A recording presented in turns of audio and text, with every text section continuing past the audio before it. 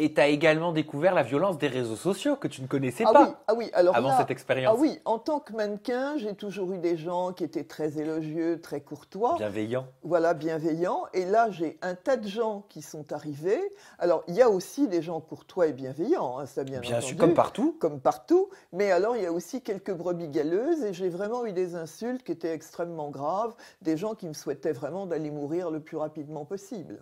Comment est-ce que tu as vécu les commentaires sur les réseaux sociaux des personnes qui ont réagi quand tu as montré ta poitrine il y a quelques semaines? Alors ça, bon, c'est dans la même lignée, si tu veux. Ça ne me dérange pas du tout. Alors là aussi, j'ai montré ma poitrine à cause de ce journaliste du Parisien, pour montrer que justement, j'étais pas dans la case dans laquelle il m'avait mise.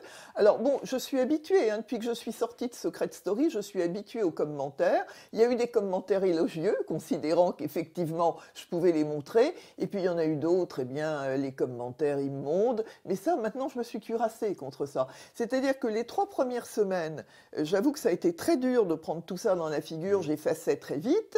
Et puis finalement, je me suis dit, mais dans le fond, pour déclencher autant de haine, c'est presque un compliment. C'est-à-dire qu'en fait, ce sont des gens jeunes, la plupart du temps, qui me reprochent de pouvoir encore exister. Et moi, je pense qu'il ferait mieux de mettre leur énergie à essayer de s'élever dans la vie, ce que j'ai toujours fait. Moi, je n'ai jamais jalousé personne. J'ai toujours essayé d'avancer dans la vie et je continue à essayer d'avancer et d'aller le plus loin possible pour me dire que finalement, j'ai pas trop mal réussi ma vie le moment venu. Et je crois qu'on peut même dire que la première fois que tu t'es fait clasher, c'était par Linda, non?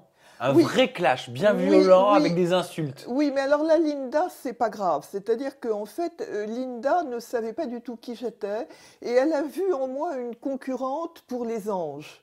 Et en fait, elle s'est beaucoup excusée depuis. Elle a très vite compris, au bout de quelques heures, elle a compris qui j'étais. Elle est venue immédiatement s'excuser en MP. Vous avez discuté? Oui, oui, on a discuté et depuis, elle m'invite très régulièrement. Bon, j'ai pas voulu accepter ses invitations. Alors, c'est vrai que ce clash, on en a quelque part souffert l'une comme l'autre parce que nous, on avait fait la paix en quelques heures et les internautes ont véhiculé ça pendant 15 jours, 3 semaines.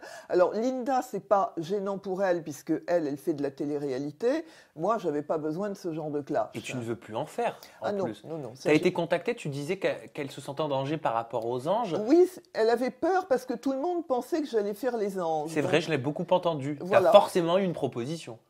Je n'ai pas eu de proposition, mais je ne tiens pas du tout à en avoir parce que là, vraiment, compte tenu des inconvénients que les médias de télé-réalité ont représentés pour moi. Alors, je ne parle pas de l'émission en elle-même. Moi, j'ai de très bonnes relations envers la production. Ils ont respecté leurs engagements. Par exemple, j'ai pu chanter La Mariée sur le Prime qui a suivi ma sortie et ils m'ont fait vraiment une mise en lumière comme à une chanteuse célèbre. Donc, j'ai pas de problème avec la production, mais c'est tous ces médias pourris qui gravitent autour de ça. Et donc, je ne veux plus avoir affaire à ces médias dans l'avenir.